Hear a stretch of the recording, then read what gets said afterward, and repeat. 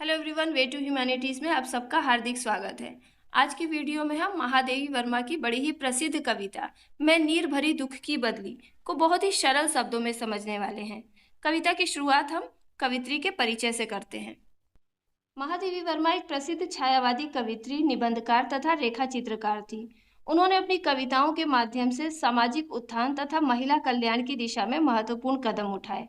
साहित्य के क्षेत्र में उनके असीम योगदान के कारण उन्हें आधुनिक युग की मीरा भी कहा जाता है। मैं नीर भरी दुख की बदली महादेवी वर्मा की श्रेष्ठतम कविताओं में से एक है। ये बड़ी ही हृदय स्पर्शी कविता है क्योंकि इसकी एक एक पंक्ति में बड़ा ही गहरा भाव छिपा है। इस कविता में महादेवी वर्मा ने एक स्त्री की तुलना आकाश में छाई हुई बदली से की है। इस कविता में एक स्त्री के जीवन के दुखों के साथ साथ उसकी सामाजिक स्थिति तथा दुर्दशा का भी वर्णन किया गया है। मैं नीर भरी दुख की बदली, यहाँ पे नीर शब्द का अर्थ जल से भी है और आंसू से भी है। प्रस्तुत पंक्तियों में महादेवी वर्मा जी कहती हैं कि मैं नीर अर्थात दया एवं करुणा रूपी जल से भरी एक बदली के समान हूँ। यहाँ पर मैं का मतलब सिर्फ कवित्री से ही नहीं बल्कि पूरे समाज की स्त्रियों के जीवन से है। इस पंक्ति के माध्यम से कवित्री ये बताना चाहती हैं कि एक स्त्री के जीवन में कितना दुख, कितनी वेदना और कितनी करुणा भरी होती है।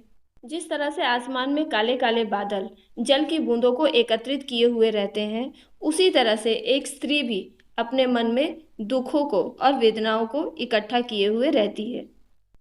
स्पंदन में चिर निस्पंद बसा, क्रंदन में आहत विश्व हसा, नैनों में दीपक से जलते, पलकों में निर्झरनी मछली।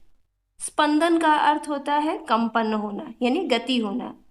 चिर यानी लंबे समय तक के लिए। निस्पंद यानी स्थिर होना या गतिहीन होना। क्रंदन यानी शोर मचाना या विलाप करना। निर्झरणी का अर्थ होता है झरना या नदी। स्पंदन में चिर निस्पंद बसा। आकाश में छाई बदली में स्पंदन यानी गतिशीलता होती है। आसमान में बादल एक जगह पर स्थिर नहीं रहते, वे हमेशा इधर उधर यात्रा करते हुए दिखाई पड़ते हैं। लेकिन ऐसे बादल कभी भी बारिश नहीं करते, जो एक जगह से दूसरे जगह घूमते रहते हैं। ये बादल तब बारिश करते हैं जब इनमें स्थायी रूप से जल इकट्ठा हो जाता है, और तब ये गतिशील नहीं रहते बल्कि ये एक जगह पर स्थिर हो जाते हैं और एक जगह पर रुककर बारिश करने लगते हैं। तो यहाँ स्पंदन में चिर निस्पंद बसा का अर्थ है कि जिस प्रकार आकाश में छाई बदली जो हमेशा गतिशील रहती है, उसकी गतिशीलता में उसकी स्थिरता छिपी होती है, और जब वह स्थिर हो जाती है तो बारिश करने लगती है। उसी प्रकार एक स्त्री के जीवन में भी दुख, वेदना और अशांति हलचल मचाती रहती है। यहाँ पर कवित्री बताना चाहती हैं कि एक औरत की सहन शक्ति कितनी मजबूत होती है और वो हर दुख को खामोशी से और चुपचाप सहती रहती है। क्रंदन में आहत विश्व हसा।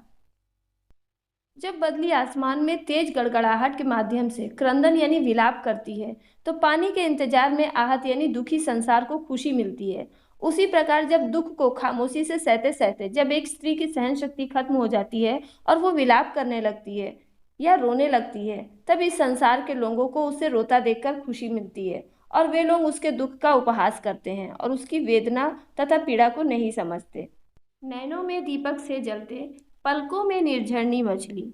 जिस तरह से आसमान में छाए हुए बादलों के बीच में बिजली कड़कती है और फिर बारिश होने लगती है, उसी प्रकार एक स्त्री की आंखों में उम्मीद के दीपक जलते रहते हैं और साथ ही साथ उसकी पलकों से आंसू झरने के समान बहने लगते हैं। इन पंक्तियों में कवित्री बताती है कि किस प्रकार से एक स्त्री अपने दुखों को शांतिपूर्वक सह लेती है और अपनी विरह वेदना को आंसुओं में प्रकट करती है। मेरा पग पग संगीत भरा, श्वासों में स्वप्न पराग झरा, नभ के नव रंग बुनते दुकूल, छाया में मलय बयार पली। पग पग यानी कदम कदम पर, श्वासों यानी सांसों में, पराग यानी पराग कण या सुगंध, झरा यानी गिरना या झरना, बुनते यानी बुनना, दुकुल यानी दुपट्टा, मलय बयार यानी मलय पर्वत से चलने वाली सुगंधित हवा। मेरा पग पग संगीत भरा। आगे कवित्री कहती हैं कि जिस प्रकार से बदली का पग पग संगीत से भरा होता है, जब बदली आसमान में गरजती हुई चलती है तो अपने अलग अलग रागों से संगीतमय ध्वनि करती हुई चलती है। उसकी जो गड़गड़ाहट है वो संगीत के समान लगती है। उसी तरह से एक स्त्री का जीवन भले ही दुखों और कष्टों से भरा हुआ होता है, लेकिन उसमें कलात्मकता और सुंदरता भी होती है। प्रकृति ने उसे संगीत और रंगों से सजाया है। तो यहाँ पर संगीत का अर्थ नए जीवन के आरंभ से है। पंक्ति में एक स्त्री के चलने तक को भी लयात्मक यानी संगीत में बताया गया है। श्वासों में स्वप्न पराग झरा। कवित्री कहती है कि आसमान में बदली छा जाने के कारण सांसों के समान जो हवा चलती है उसके कारण न जाने कितने सारे सुगंधित सपनों का जन्म होता है। अर्थात ठंडी शीतल हवा के चलने पर सुगंधित फूलों के परागकण झड़कर चारों ओर फैल जाते हैं और पूरे वातावरण को सुगंधित बना देते हैं।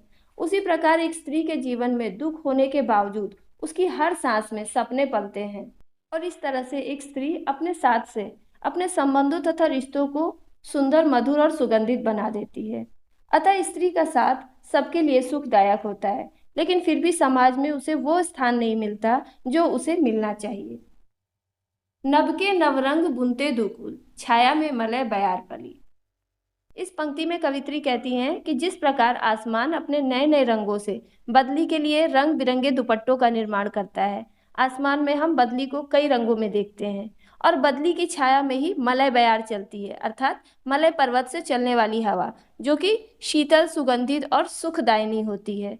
उसी प्रकार कला के माध्यम से एक स्त्री के चरित्र को भी कई रंगों से सजाया गया है और उसके कई रूप चित्रित किए गए हैं।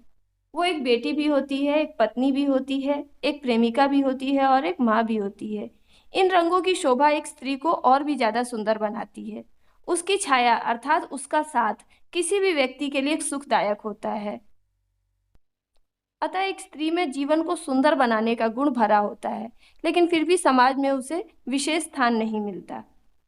मैं क्षितिज भ्रुकुटी पर घिर धूमिल, चिंता का भार बनी अविरल, रज कण पर जलकण हो बरसी, नव जीवन अंकुर बन निकली।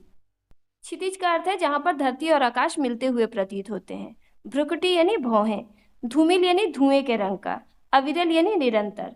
मैं क्षितिज भ्रुकुटी पर घिर धूमिल, चिंता का भार बनी अविरल। पंक्ति में कवित्री स्त्री को एक ऐसी बदली के रूप में देखती हैं जो क्षितिज पर धूमिल अर्थात धुएं के रूप में फैली हुई है। जब आसमान में धूमिल या काले बादल छा जाते हैं तब लोग सोचते हैं कि मौसम बिगड़ने वाला है और ये बात उनके लिए चिंता का विषय बन जाती है। उसी प्रकार एक स्त्री की क्षितिज रूपी भौहों पर निरंतर चिंता की रेखाएं धुएं के समान फैली हुई दिखाई देती हैं। कहने का मतलब है कि एक स्त्री का जीवन दुख और चिंता से भरा रहता है, ठीक उसी प्रकार से जिस प्रकार से जल की बूंदों से बोझिल होने पर काले काले बादल आसमान में छा जाते हैं। अतः एक स्त्री के जीवन को धूमिल रूप में चित्रित किया गया है। रजकण पर जलकण हो बरसी, नव जीवन अंकुर बन निकली। रजकण यानी धूल के कण, जलकण यानी पानी की बूंदे या वर्षा की बूंदे, नव जीवन यानी नया जीवन, अंकुर यानी अंकुरित होना या विकसित होना। आगे कवित्री कहती हैं कि जब काले काले बादल जल की बूंदों से बोझिल हो जाते हैं तो वो बारिश का रूप लेकर धरती पर बरसने लगते हैं। उसी प्रकार जब एक स्त्री का मन दुख और चिंता से बोझिल हो जाता है तो उसकी आंखों से आंसुओं की धारा निकल पड़ती है। रजकण पर जलकण हो बरसी, जब बारिश की बूंदें धूल कण अर्थात मिट्टी पर गिरती हैं तो चारों ओर नव जीवन के अंकुर फूटने लगते हैं। जो बीज मिट्टी के नीचे दबे हुए थे उन पर जब वर्षा की बूंदें पड़ती हैं तो उनमें अंकुर निकलने लगते हैं और प्यासी धरती पर बादल जल बरसाकर नए जीवन की शुरुआत करते हैं और धरती को सुख प्रदान करते हैं। उसी प्रकार एक स्त्री की वेदना जब आंसू बनकर बहने लगती है तो उसके मन की सारी मलिनता, सारी निराशा, सारी पीड़ा आंसुओं की धारा के साथ बहकर दूर चली जाती है और मन में नई आशा का संचार होता है। कहने का मतलब है कि आंसुओं के बह जाने से एक स्त्री का मन हल्का हो जाता है, उसे शांति का अनुभव होता है और तब उसके मन में एक नई आशा का संचार भी होता है। ठीक उसी तरह से जिस तरह से बारिश हो जाने के बाद बादल हल्के हो जाते हैं और बारिश की बूंदें जल की प्रतीक्षा में बेचैन धरती को संतुष्ट करती हैं और नव जीवन की शुरुआत करती हैं।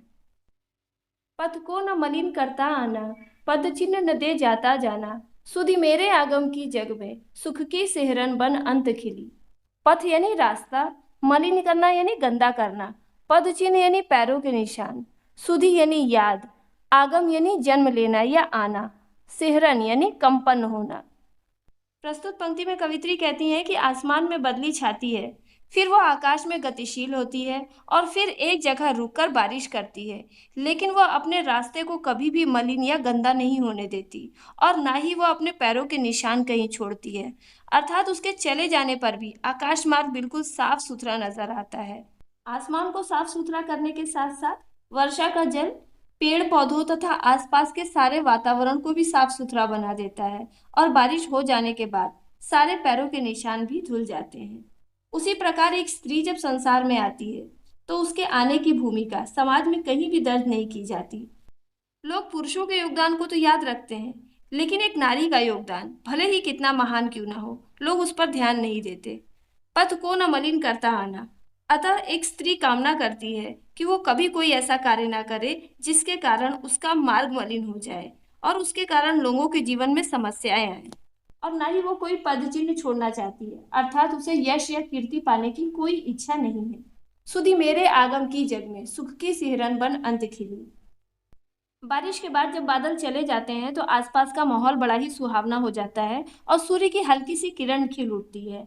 अतः बादलों के आने की सुधि यानी स्मृति ही पूरे संसार को सुख की सिहरन से भर देती है। कहने का मतलब है कि जब लोगों को आकाश में बादलों के छा जाने का एहसास होता है तो सिर्फ उस एहसास से ही लोग सुख का अनुभव करते हैं।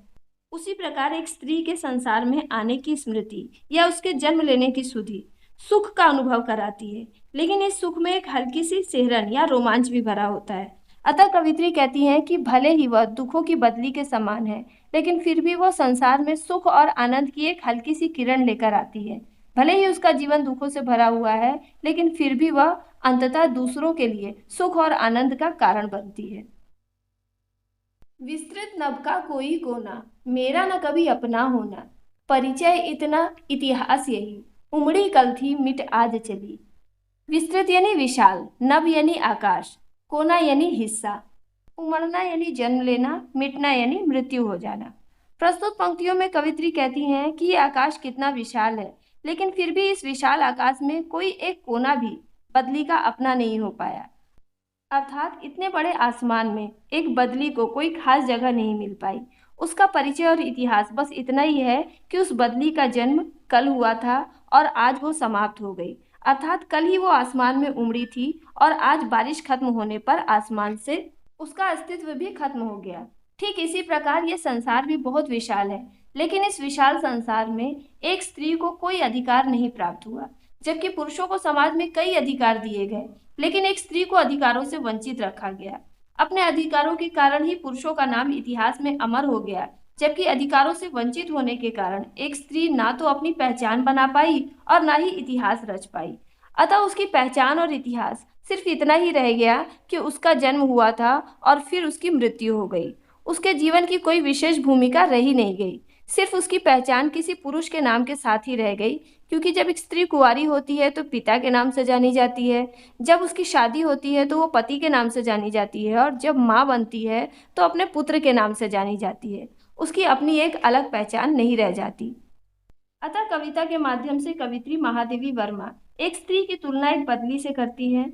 जिस प्रकार एक बदली अपने भीतर असीमित जल को एकत्र कर वर्षा करती है और बारिश की प्रतीक्षा में चिंतित परेशान लोगों को सुख की अनुभूति कराकर बिना अपना नामो निशान छोड़े चली जाती है, उसी प्रकार एक स्त्री अपने भीतर असीमित दुख तथा वेदना को संचित करती है और आंसुओं की धारा बहाकर अपने मन को हल्का महसूस कराती है। साथ ही वो अपनी मौजूदगी से लोगों को सुख का अनुभव कराती है, लेकिन बिना यश के, बिना कीर्ति की कामना किए वो इस संसार से चली जाती है। लेकिन फिर भी उसे समाज में ऊंचा स्थान नहीं मिलता, वो अधिकारहीन रहकर ही दुनिया से चली जाती है। यही एक स्त्री की नियति है। तो इस तरह से कविता यहीं पे ख़त्म होती है। उम्मीद करती हूँ कि ये कविता आपको बहुत अच्छे से समझ में आई होगी। वीडियो अच्छी लगी हो तो इसे लाइक करें और अपने विचारों को कमेंट कीजिएगा। धन्यवाद।